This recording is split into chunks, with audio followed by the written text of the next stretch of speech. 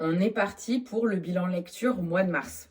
Avec mon petit carnet lecture parce que j'ai des livres que je ne peux pas vous présenter là, je vous mettrai les couves parce que soit c'est des livres audio, soit c'est des livres que j'ai déjà rendus à la médiathèque. Donc le mois de mars, j'ai à peu près 1295 pages de lecture et à peu près 23 heures d'écoute puisque je lis aussi des livres audio. On commence par Traquenard et Faribole. Le tome 1, donc de Benoît Peloux, c'est un conte imaginaire où on a les aventures donc d'un renard et d'un loup. Et dans le premier tome, ils doivent aider une princesse qui doit retrouver son corps. J'ai trouvé les dessins très jolis et j'ai passé un bon moment. Ce que j'apprécie, c'est que on est sur des tomes qui sont indépendants les uns des autres. Donc pour le coup, là, j'ai commencé par le tome 1, mais j'ai lu après le tome 2 et vraiment, ils sont très indépendants et on n'a pas besoin de les lire dans la suite. Ensuite, deuxième livre que je n'ai plus, que j'ai déjà rendu, c'est le Théorème du Vaquita de Hugo Clément.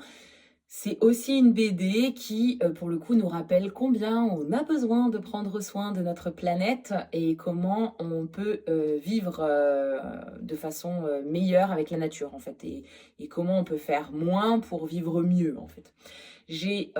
À la fois, c'est un peu dérangeant parce que ça nous met face au fait que, clairement, on fait de la hein, clairement.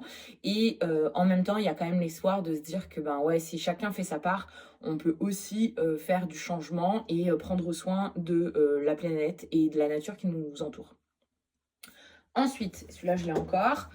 J'ai lu Simone Veil, l'Immortelle, donc de Bresson et Dupont.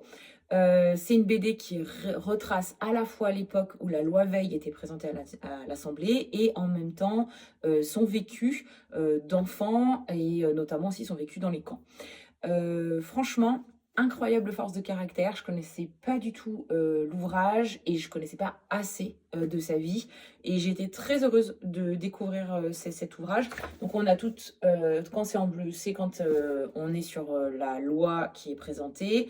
On a des périodes où on va avoir sa vie d'enfant, en plein dans la Seconde Guerre mondiale. On va avoir aussi du coup un peu sa vie dans les camps. Et vraiment, très joli ouvrage. Si vous ne l'avez pas lu, je vous le conseille. Ensuite, j'ai lu le deuxième de Traquenard et Faribole de Benoît Peloux. Donc, on est sur le tome 2. C'est une suite, mais indépendante, puisque du coup, le premier tome, l'histoire, elle finit à la fin. Et donc là, on est sur une nouvelle histoire où on a un royaume où il pleut tout le temps. Et donc, ils vont trouver et ils vont chercher un remède pour qu'un oiseau arrête la pluie. J'ai passé un très bon moment et du coup, je vous montre un peu le style de dessin. J'ai trouvé ça vraiment j'aime beaucoup les dessins, je trouve ça très joli. Et ce que j'aime bien en plus, c'est qu'à la fin, on a le cahier graphique où l'auteur nous montre ses esquisses. Et il y a des personnages qui ne sont pas dans les tomes, donc ça veut dire que potentiellement, il y en a d'autres à venir. Vraiment, c'est un chouette ouvrage. C'est toujours imaginaire, c'est toujours un conte imaginaire, mais j'ai trouvé ça très chouette. Ensuite, j'ai lu Nos existences en 10. J'en ai fait une vidéo YouTube à ce propos pour vous en parler plus en détail. J'ai vraiment beaucoup aimé ce livre. C'est un livre que je conseille vraiment parce que ça permet de nous questionner sur nos propres représentations, sur comment on peut être validiste parce qu'on peut tous l'être. Et donc vraiment, ça fait cheminer aussi bien en tant que professionnel, mais aussi en tant que personne et citoyen et citoyenne. Donc vraiment, c'est un livre que je conseille. Donc c'est de Zig Blanquet ou Blanquer, je ne sais pas comment ça se prononce. Ensuite, j'ai reçu en cadeau la BD Super 10, donc de Christelle B. Chouche et de Juliette Berthaudière. Donc voilà, je vous montre un peu à l'intérieur. On suit les aventures de Prune qui présente effectivement des difficultés au niveau scolaire. Et en fait, donc on a à la fois comment déjà avant même d'avoir l'école qui alerte, il y a déjà des signes qui montrent que c'est compliqué et ensuite on a toute la démarche diagnostique, donc on va avoir les bilans, on va avoir le fait qu'elle rencontre d'autres enfants 10 et ça j'ai bien aimé. Alors attendez, je vais pas chercher les pages mais je vais vous montrer. Voilà, là elle participe à un groupe de parole et il y a d'autres enfants 10 qui parlent de leurs propres difficultés, donc j'ai trouvé ça très cool. Ce que j'ai moins aimé, et ça, ben, si vous avez vu la vidéo sur nos existences quand je parle du livre de Zig Blanquet, c'est le côté un peu super pouvoir, paillettes magiques. J'aime un peu moins parce que j'ai la sensation qu'on est là en train de glamouriser un vécu. Euh, on est en train du coup, pour moi, si on cherche à le glamouriser, ça veut dire qu'on cherche aussi un peu à le rendre meilleur, à le rendre plus valable, à le rendre plus valide. Et donc, ça me questionne beaucoup parce que ça voudrait dire que si on voit pas ça de façon pailletée, ça veut dire que ça n'a pas lieu d'être exprimé. Donc, je sais que c'est pas dans ce cas-là que les autrices, elles l'ont créé, mais bien pour promouvoir le fait que la neurodiversité, elle existe et que c'est pas des personnes qui ont moins de capacités que les autres. Pour autant, cette présentation de super pouvoir, voilà, c'est comme ça que c'est présenté à la jeune fille dans l'ouvrage, en lui disant que son cerveau a des super pouvoirs. J'avoue, ça me dérange, ça me chiffonne un peu. Voilà. Mais après, j'ai trouvé ça très chouette parce que effectivement, on voit le fait qu'il y ait plusieurs 10 possibles. On voit la galère scolaire, on voit le fait que l'école ne met pas forcément en place les choses, qu'il faut attendre, qu'en attendant, on a un enfant qui souffre parce qu'on a des instits qui sont démunis face à cet enfant et qui, parfois, en voulant bien faire, finissent par faire que l'enfant n'ait pas confiance en lui. Donc ça, j'ai trouvé ça vraiment chouette. Et ça remonte bien quand même le parcours du combattant en tant que parent. Donc, voilà. Après, livre audio. J'ai alterné entre des écoutes de livres audio et aussi un autre ouvrage que je vous présente après. Donc, j'ai écouté Le doux parfum de vérité de Lucy Diamond. C'est une lecture assez légère, facile à écouter. J'ai mis quand même du temps à la lire parce que l'intrigue j'avais pas un truc à me dire ah, faut que je finisse le livre, comme ça peut m'arriver des fois sur les livres audio où j'ai vraiment envie de terminer. Là, j'ai trouvé ça que c'était un peu long au démarrage, ça a mis du temps. On suit l'histoire de deux frangines qui, au final, il y en a une qui est une working girl à Londres, l'autre est restée dans son village natal. Au final, celle de Londres perd son job et se retrouve à devoir retourner chez ses parents. Et au fur et à mesure de l'histoire, on comprend qu'elles ont perdu leur petit frère et que toutes les deux se sentent coupables, mais pour des raisons diverses. Au fur et à mesure de l'ouvrage, elles vont pouvoir se parler et effectivement, il va y avoir un joli dénouement à la fin. C'est sympa à lire. On passe un bon moment. Maintenant, effectivement, il y a un peu de longueur pour moi. Ensuite, j'ai écouté Dear Ex-Friend de Laetitia Germain et Laetitia Germain-Thomas et Maud Ventura. Lui, par contre, j'étais bien dedans, mais alors bien dedans. Ce qui fait que j'étais bien dedans, c'est parce qu'il y a non seulement différentes narratrices, et donc du coup, il y a plusieurs voix, mais en plus, il y a dans ce livre audio des bruitages, il y a des bruits d'environnement. Donc en fait, ça me plonge encore plus dans cette histoire. C'est une histoire donc de Anna et Zoé. On écoute Zoé qui explique à son psy ce qui s'est passé. Elle va voir le psy parce qu'elle essaye de comprendre pourquoi Anna est tombée dans une relation toxique. Et en fait, de fil en aiguille, on se rend compte que même leur amitié n'était pas vraiment claire. J'ai trouvé ça assez chouette à écouter parce qu'on se rend compte comment l'emprise peut se faire et peut se mettre en place même dans des amitiés, comment finalement au départ on peut ne pas imaginer que la personne peut être toxique dans sa manière à la relation à l'autre. Et j'ai trouvé ça vraiment captivant à lire. Pour le coup, voilà, c'est un livre qui dure 4h20 à peu près. Je l'ai lu extrêmement vite parce que c'était sous forme de 10 chapitres et j'avais pas envie d'arrêter. C'était comme une série, quoi. Je voulais la suite des épisodes, en fait. Ensuite, j'ai lu Anne au cœur battant, donc de Emma Green. Je ne connaissais pas du tout l'autrice. Enfin, les autrices, pardon, parce qu'elles sont deux à écrire. J'ai découvert par hasard, vraiment par hasard, via les réseaux sociaux, quand j'ai recommencé un peu à consommer du réseau sur tout ce qui était BookTok, etc., que c'était des autrices très connues. Je ne connaissais pas, je l'ai vu à la médiathèque, je me suis dit, ça sera l'occasion. Bon, c'est sympa.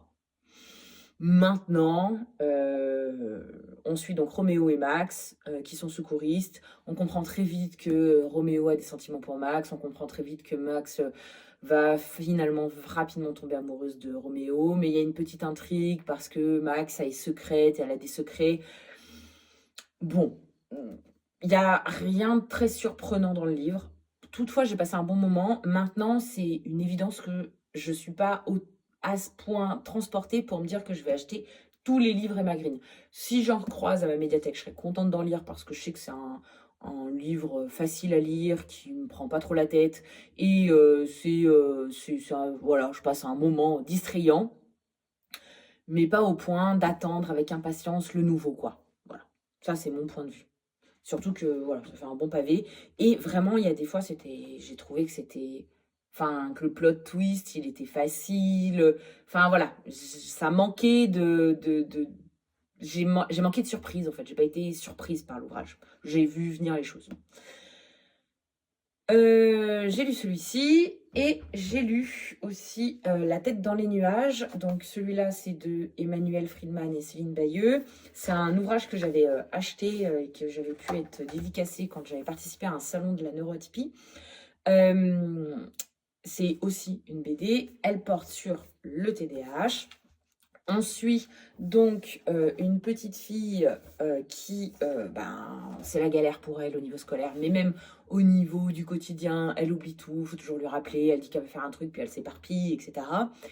J'ai bien aimé, parce que là aussi, on retrouve vraiment le vécu du parent qui se retrouve à courir après les spécialistes, qui se retrouve à avoir des petites remarques en mode « Oui, mais bon, il faut prendre les rendez-vous des spécialistes en dehors de l'école », sauf qu'en fait, on n'a pas le choix, on prend les rendez-vous quand on a des rendez-vous, quoi. Et en même temps, la galère pour effectivement que ça puisse être mis en place un peu à l'école, qu'il puisse avoir des reconnaissances, etc.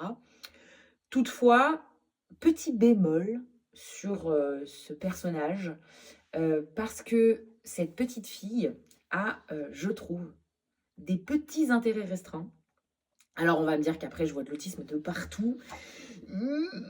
J'avoue que la petite fille qui adore les animaux, donc on est sur la passion des escargots, puis après on est sur la passion des chevaux, et elle parle que de chevaux tout le temps, et elle veut parler que de chevaux, et il n'y a que ça qui l'intéresse. Ça, c'est pas le TDAH. Et donc, ça me chagrine un chouï, parce qu'effectivement, autant on va parler des 10 à un moment donné dans la BD, autant on parle pas de l'autisme.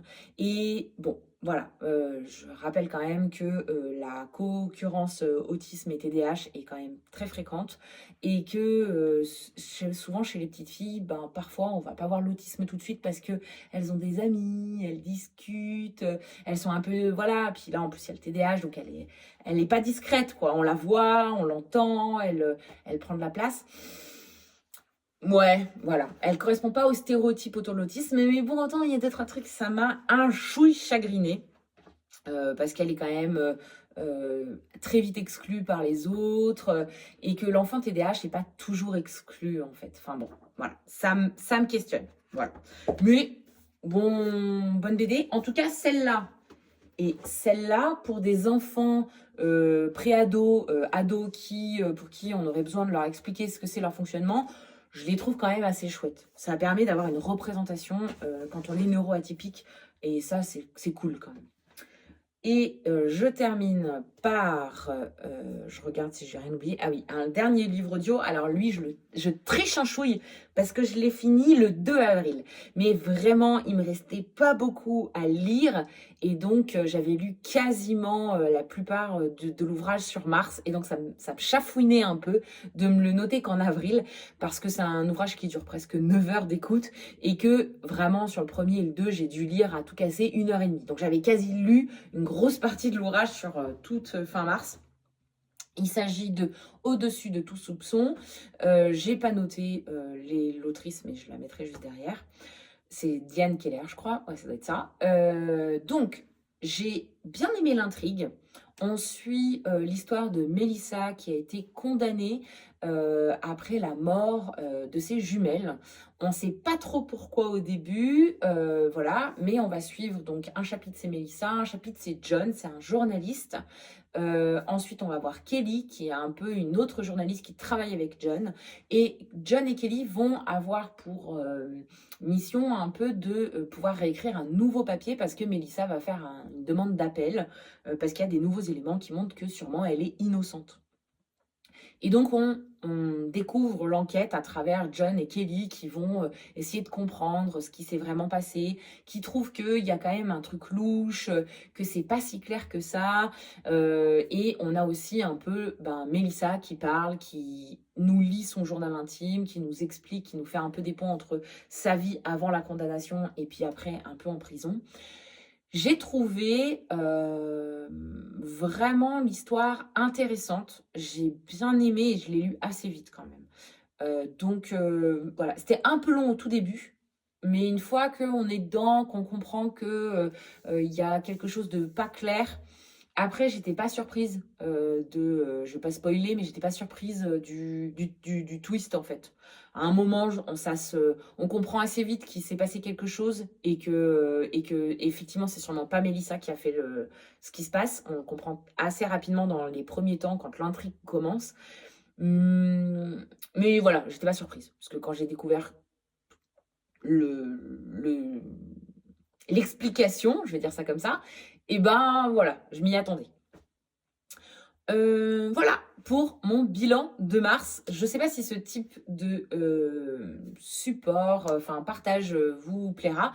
En tout cas, moi j'aime bien regarder ça parce que quand je vois des nanas ou des messieurs partager un peu leur bilan lecture, ça me donne des idées parce que il y a tellement d'ouvrages possibles et des fois je trouve que voilà, comme par exemple Emma Green, ça m'a permis de découvrir des autrices et je trouve ça cool.